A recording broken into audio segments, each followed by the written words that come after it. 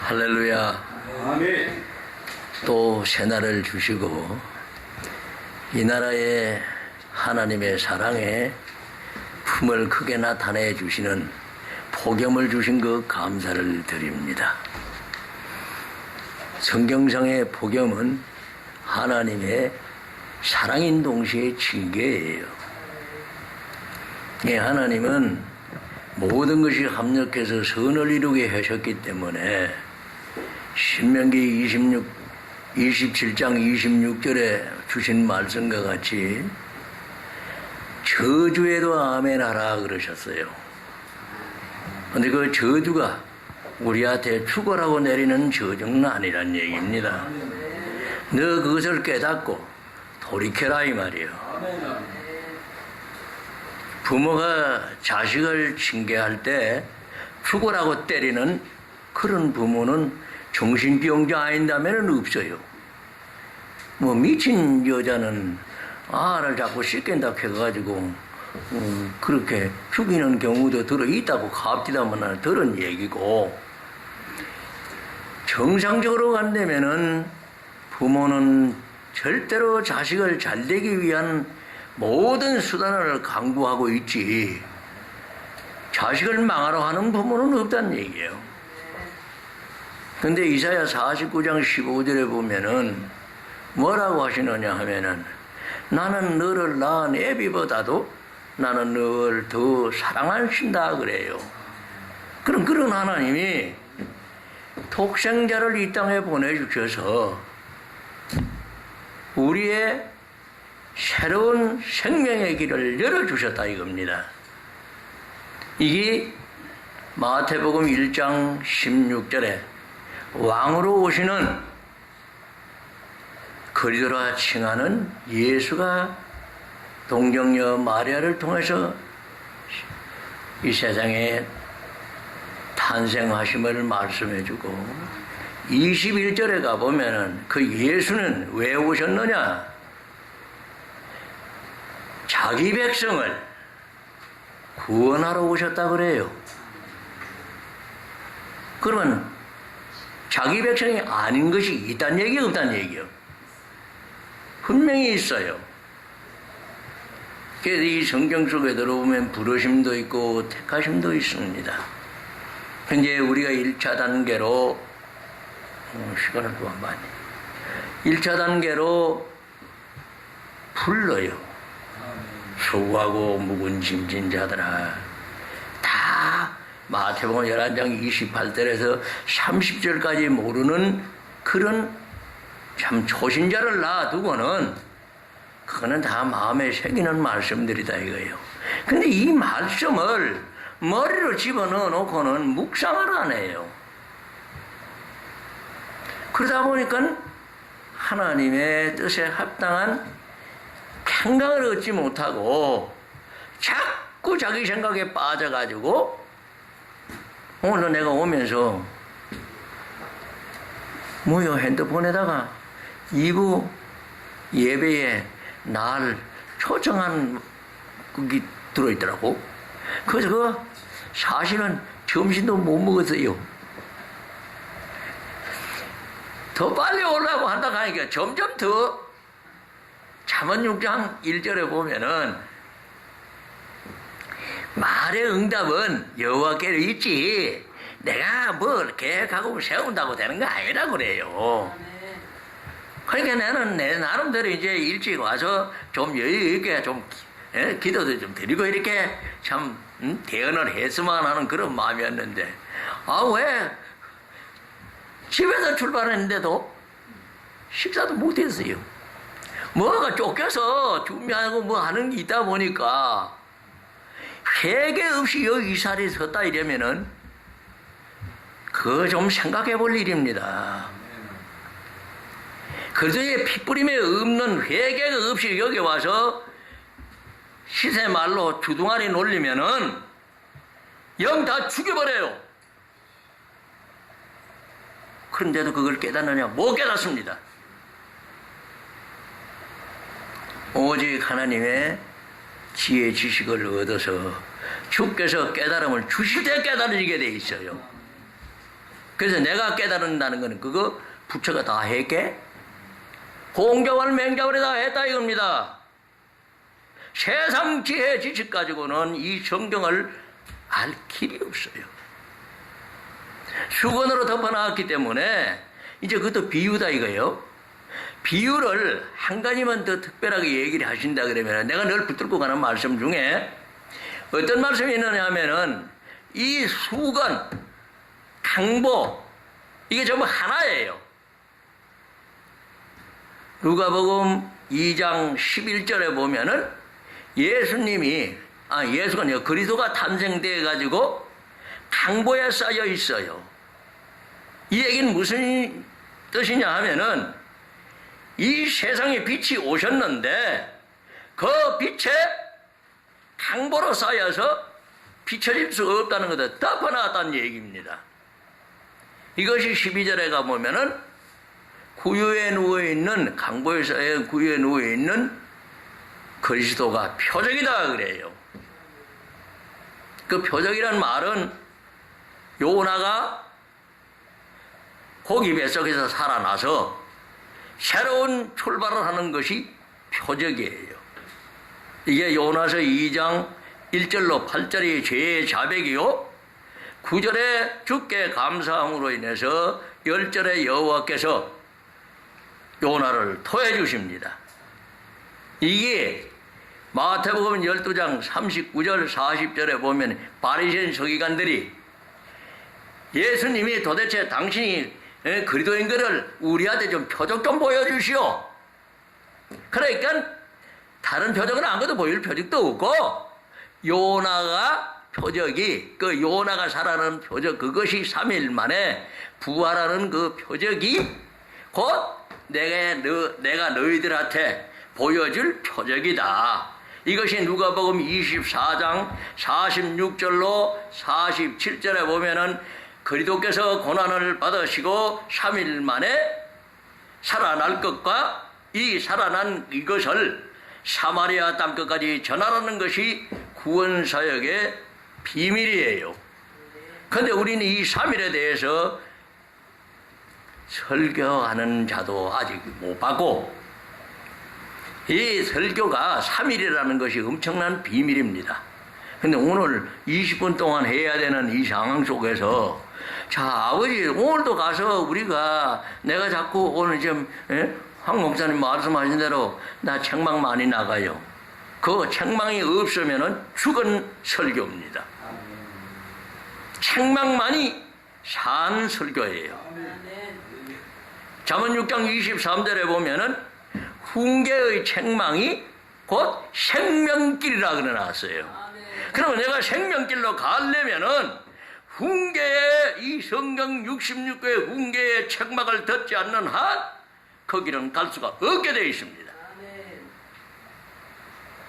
그래서 오늘도 아버지가 와가지고 자꾸 책망만 하다 보니까 내가 이상한 놈이 되어버렸는 건데 우리는 죄를 벗기 위한 책망이지 죄를 내가 안고 가기 위한 책망이 아니고 내가 시험당하고 상심하라고 주시는 책망이 아니라는 얘기입니다.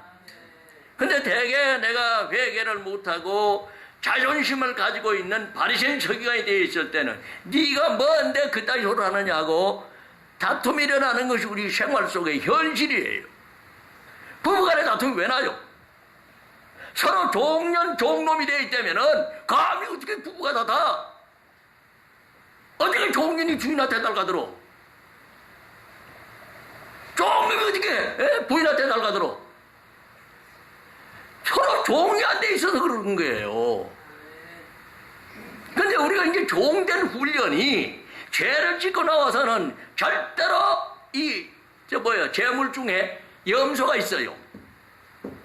그건 지금 설명할 시간이 없고, 양, 송아지, 염소, 비둘기 이래야 돼 있어요.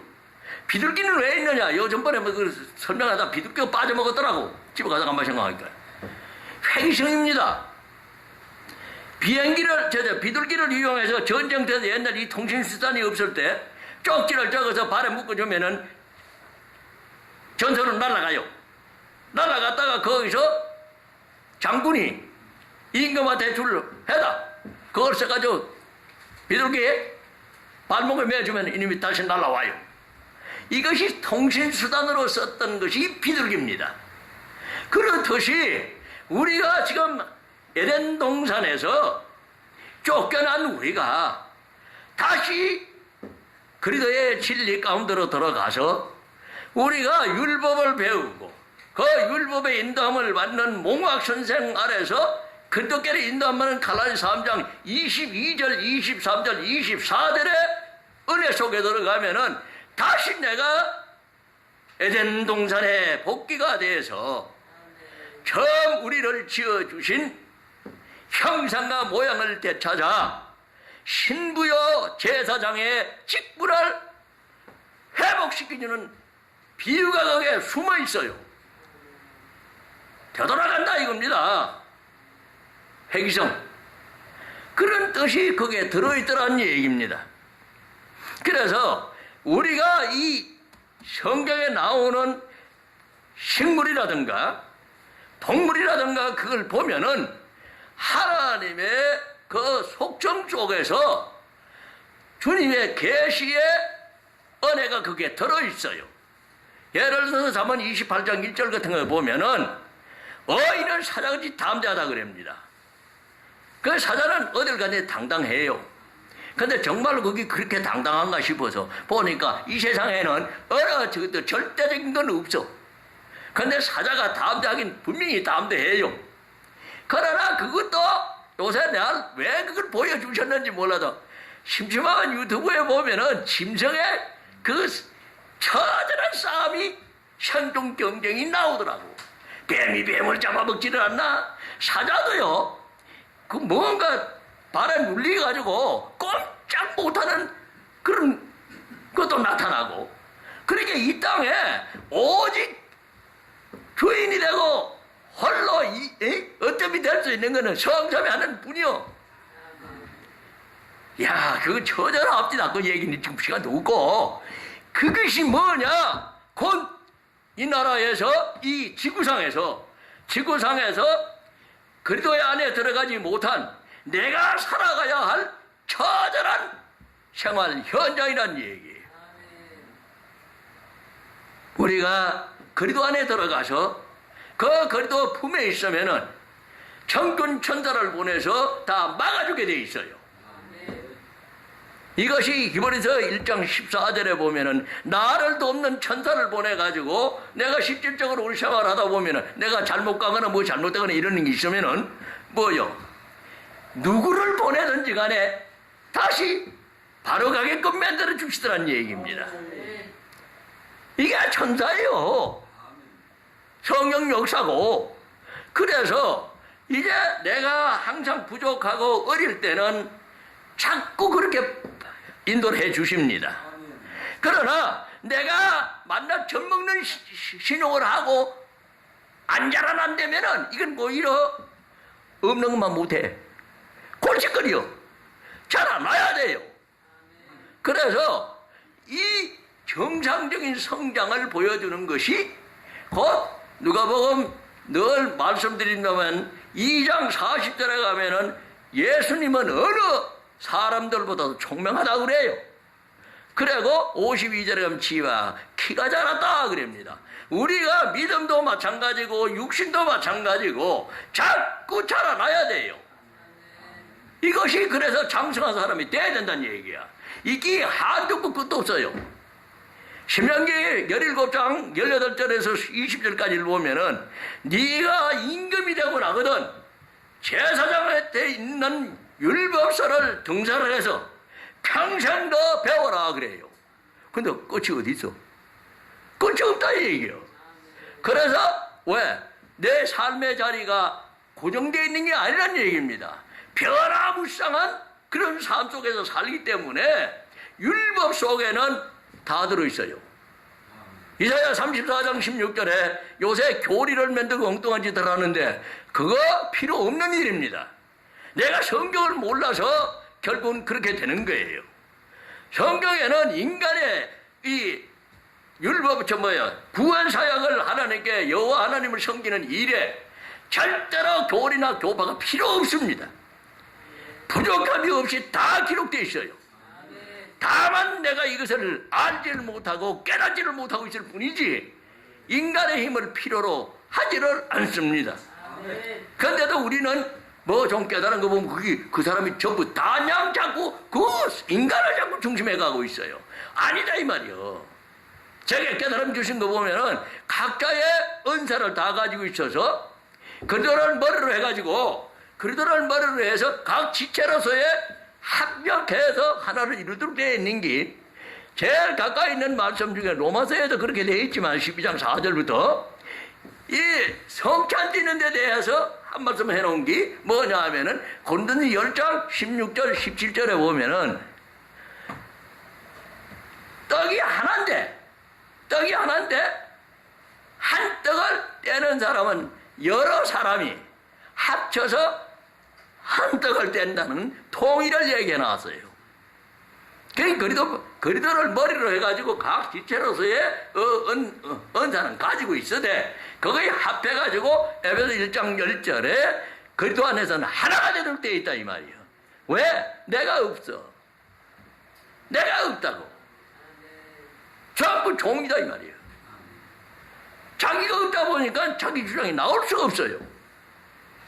이게 안 돼 해가지고 쫓겨난 것이 이제 첫 언약이었던 것을 새 언약에 와서 또 시간 좀 많이 가네.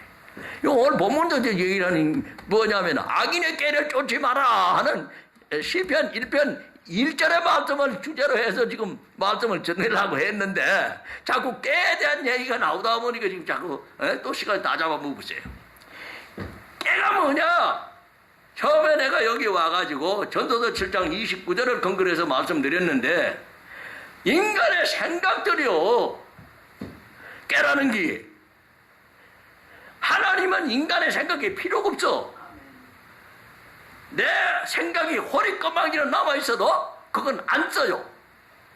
쉽게 얘기하면은 물이 한 그릇 한 덜통 있는데 거기에 파리통 하나 들어가면 그거 먹어요 못 먹어요? 못 먹게 돼 있어. 그런데도 우리는 하나님 말씀에 내 생각을 자꾸 집어넣어가지고 하나님을 갖다가 섬기려고 그러니까 나 그 더러운 물이라 난 못 먹는다 그래. 이것이 고린도후서 10장 5절 6절에 네 생각, 네 지식, 네 이력, 네 사상이 있는 한 너는 고생을 하게 돼 있다 이래 있어요. 그거 다 없어질 때까지 내가 너 고통스럽게 하겠다 그래. 그런데도 우리는 지금 세상 지혜 지식을 필요가 없다는 얘기가 아닙니다. 그것도 그러면 또 우두한 소리를 하는 사람들이 있던데 세상 지혜 지식에 정통해야 돼요. 완전히 알아가지고 그걸 내가 해박한 요새 성공하는 사람들 왜 그래요? 전부 다 그래서 성공하는 거 아니에요. 근데 악에서 악의 성공은 결국은 나를 죽이는 결과가 온다는 얘기예요. 그래서 본문을 천상 한 말씀 해놓고 또 뭐 끝을 내도 되겠나. 시간이 자꾸 흘러가네. 내가 지금 몇 분에 시작했나 모르겠다.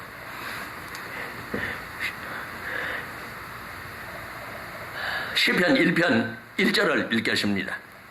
복 있는 사람은 악인의 꾀를 쫓지 아니하며 죄인의 길에 서지 아니하며 오만한 자의 자리에 앉지 아니하고 오직 여열벌벌 즐거워하여 그 율법을 주야로 묵상하는 자로다. 아멘. 그러니까 사람의 행복의 조건이 사예요. 첫째는 악인의 꾀를 쫓지 말아라. 예? 두 번째는 뭐요? 죄인의 길에 서지 말아라. 세 번째는 뭐요? 오만한 자리에 앉지 말아라. 그러면 이게 다 끝났느냐 이거요? 아니다 이게야. 이렇게 됐을 때 이걸 지키려고 들 때에 어떻게 지켜지느냐? 주야로 율법을 묵상해라. 이 사람은 오직 여호와의 율법을 어떻게 해요? 즐거워하여. 아이고 이놈의 율법 때문에 내가 죽을 지경이네. 이런 마음이 와요 안 와요? 그래가지고는 안 된다는 얘기야. 내가 살고 복을 받으려 그러면은 이 율법을 주야로 묵상하는데 그것을 감사하고 즐거움을 하라 이 얘기야. 시간이 다 된 것 같네. 그러니까 우리가 악인의 깨를 쫓는 거 이거를 제해 나가는 구원 사역의 비밀을 지난번에도 한번 말씀드렸습니다만은 에베소서 1장 7절에 그들의 피로 말이 씻어진다는 것을 기억하시기 바랍니다. 어떤 방법으로도 구속의 역사는 일어나지 않게끔 만들어 놨어요. 만약에 십자가 위외에 흘리는 그런 피가 구속의 역사가 일어난다 그러면 예수님은 아무 소용이 없는 무용지물을 만들어 버리고 말아요. 창조주로 건방지게 피조물이 어떻게 무용지물을 만들어?